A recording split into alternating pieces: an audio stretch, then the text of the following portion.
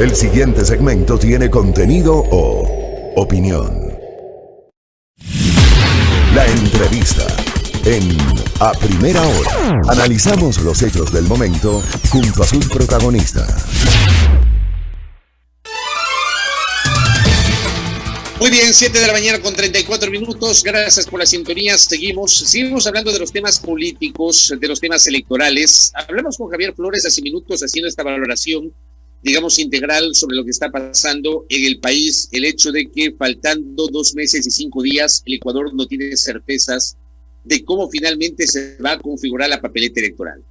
15 binomios calificados, serán 16. Estamos a la espera justamente de lo que pase con el binomio de la Alianza UNES, integrado por Andrés Arauz y Carlos Rabascal. O serán 17, porque también estamos a la espera de lo que decida la justicia en materia electoral, el Tribunal Contencioso Electoral, que está haciendo ahora mismo un control de la aplicación de la sentencia respecto de la situación de justicia social.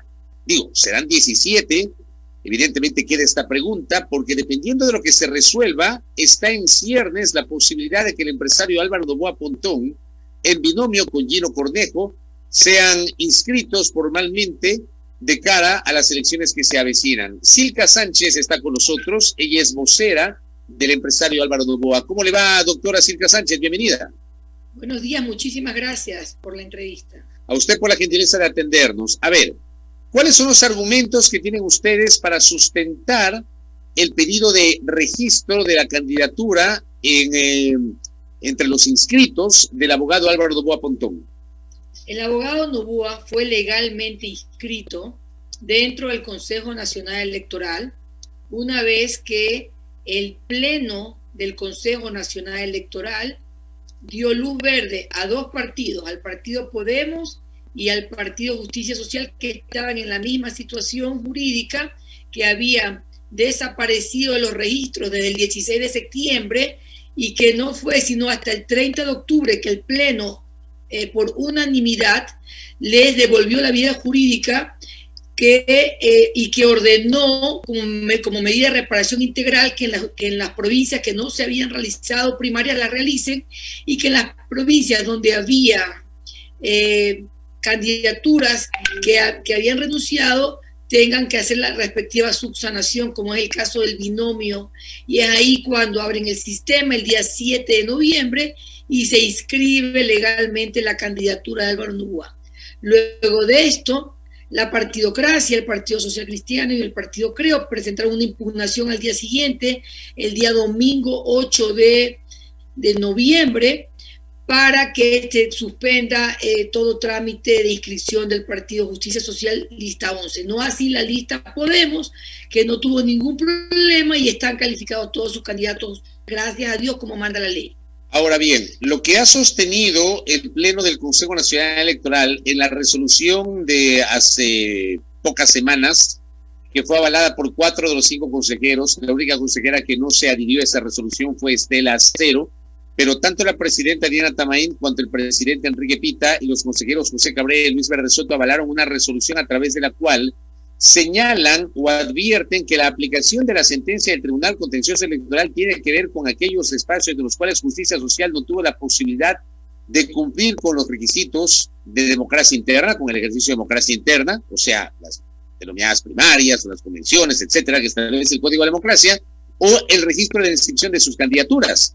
Ellos dicen que para el caso de del binomio presidencial, Justicia Social sí podía, porque no tenía ningún impedimento, sí podía registrar una candidatura presidencial, y de hecho recordaron, yo le quiero preguntar si eso es verdad, que el día 7 de octubre, antes de las 6 de la tarde, ya Justicia Social intentó registrar la candidatura de Álvaro Noboa, pero no le alcanzó el tiempo porque se cerró el sistema. ¿Es verdad eso, doctora Silka Sánchez? Es absolutamente falso.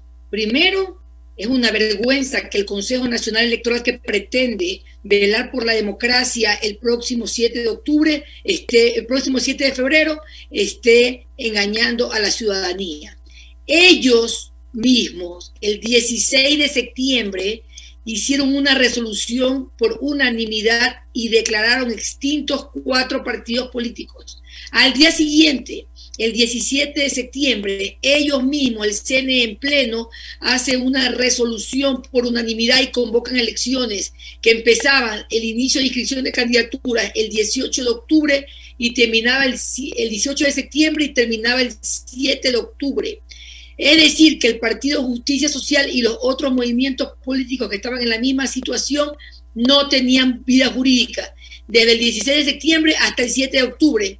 O sea que mal podrían haber inscrito ninguna candidatura porque no tenían vida jurídica, tenían cerrado el sistema, porque el mismo Consejo Nacional Electoral había emitido una resolución diciendo esto.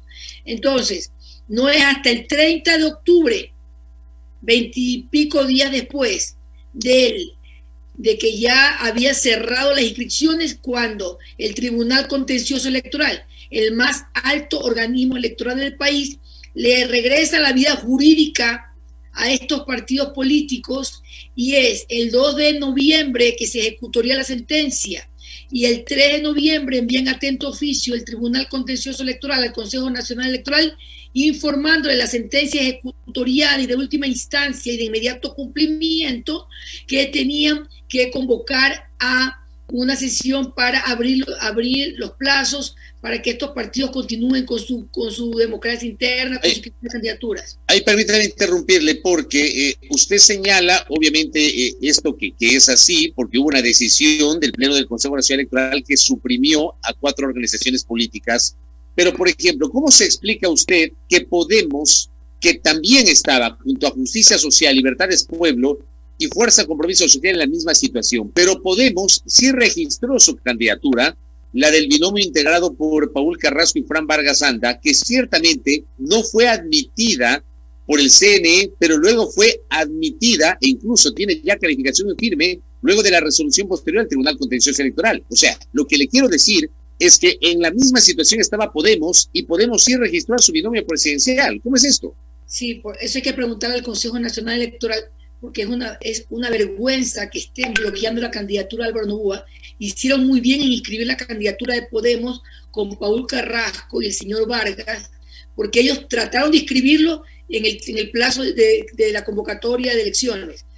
Luego los dejaron en suspenso, y es cuando el 5 de noviembre, cuando se hace la sesión en pleno y abren el sistema para los partidos políticos, que ellos pueden inscribir sus candidaturas como mandaba la ley y como ordena el Código de la Democracia. Es en el caso de la lista de Álvaro Noboa, cuando ven que está Álvaro Noboa, cuando bloquean la candidatura y empiezan a inventarse incidentes y a crear incidentes electorales para no calificar la lista de Álvaro Noboa. Es una falacia lo que están haciendo, es una barbaridad jurídica lo que están haciendo, y nosotros no vamos a prestarnos para esto. Por eso fuimos, luego de que ellos hacen una reconsideración de la resolución del día 5 de noviembre, que ninguna reconsideración y ninguna resolución del Consejo Nacional Electoral puede estar por encima de una sentencia ejecutorial que, como dice el artículo 221 de la Constitución, son de última instancia, de inmediato cumplimiento y que causan jurisprudencia electoral. Ellos no podían hacer nada más que acatar lo que decía la sentencia. Ellos se inventan una reconsideración 7 días después, con una reconsideración de 48 horas después, para bloquear toda candidatura de la lista 11 solo porque está Álvaro Noboa.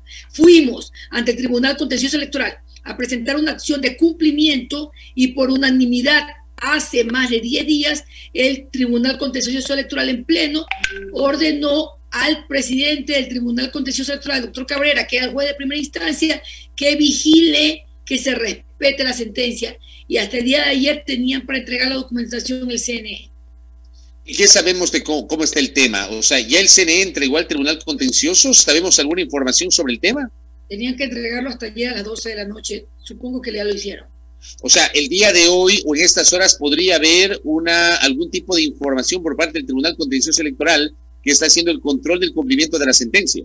Claro, el presidente tiene que recabar la información y tiene que ver que lo que nosotros le estamos diciendo es efectivamente la verdad, que no han calificado, porque repito, la candidatura pero no está legalmente inscrita, no la han calificado, y como no la pueden descalificar, la partidocracia se inventó estos incidentes legales, entre comillas, para retrasar la calificación de la candidatura de Álvaro Noboa. Pero Álvaro Noboa está legalmente inscrito, no hay forma jurídica que lo puedan descalificar, lo único que están tratando es de ganar tiempo para decir que ya no se lo puede poner en la papeleta, pero le informo a la ciudadanía, a los medios de comunicación, que este es un sueño de perros del Consejo Nacional Electoral, porque los tiempos hay suficientes para inscribir la candidatura de Álvaro Noboa.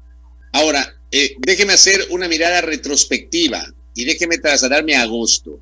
El 22 de agosto pasado, si la memoria no me es infiel, el abogado Álvaro Noboa Pontón aparece en un video que se hizo viral anunciando que él declina cualquier posibilidad de ser candidato a la presidencia de la República, haciendo un llamado a la unidad para, palabras del abogado Noboa, enfrentar y derrotar al mal. Esas fueron las palabras que utilizó el abogado Álvaro Noboa Pontón. ¿Por qué resulta que ahora sí quiere ser candidato? ¿Qué pasó en estas semanas o estos meses posteriores a ese anuncio del 22 de agosto, doctora Silka Sánchez? A ver, yo les cuento y le informo. Cuénteme. El abogado Noboa era el precandidato de la lista 7, nuestro partido Adelante Ecuatoriano Adelante, que fue lo declararon extinto extemporáneamente después de que hicimos las primarias y nominamos a Álvaro Noboa como candidato a presidente de la República. Hace 4 años, él dio un paso al costado y dijo que para que no gane el mal, efectivamente, él daba un paso al costado y apoyamos la candidatura del candidato de la tendencia, Guillermo Lasso, y fue de público conocimiento que estuvimos apoyando la candidatura de Guillermo Lasso abiertamente con toda la dirigencia de la lista 7. Ahora, cuando le pusieron todos los bloqueos, él fue invitado a ser candidato a presidente de la República por la lista 6, por la lista 4, por la lista 19 del doctor Pesantes, conversamos con Suma, conversamos con varios partidos políticos que querían que Álvaro Noboa fuera candidato, y él dijo, no me están dejando ser candidato por mi partido político, no quiero ser quien quite votos a la tendencia y voy a dar un paso al costado.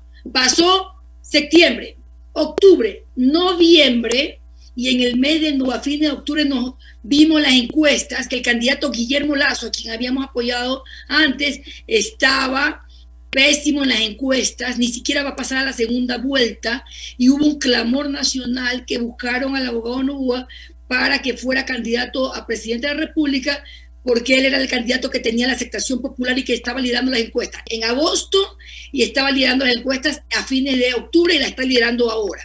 Entonces, es ahí cuando yo veo que estos dos partidos políticos ya regresaron a la vía jurídica y yo busco a los directivos de estos partidos y les digo que qué posibilidad habría de que Álvaro Noboa pudiera terciar la candidatura. Y ahí supe que ya estaba casi calificado el binomio de Paul Carrasco, y en Justicia Social era un partido que tenía borrón y cuenta nueva, que podíamos poner todos los candidatos de que sean gente proba, gente que quiera trabajar por el país, y ahí es cuando fuimos con este partido político, lista 11. Pero ¿por qué no se inscribieron? En todo caso, si esa era la decisión, ¿por qué no se inscribieron hasta las 6 de la tarde del 7 de octubre, doctora Sánchez? O sea, el tema es que no sabíamos qué iba a pasar en noviembre. El 7 de octubre Álvaro Noboa no era candidato de la lista 11.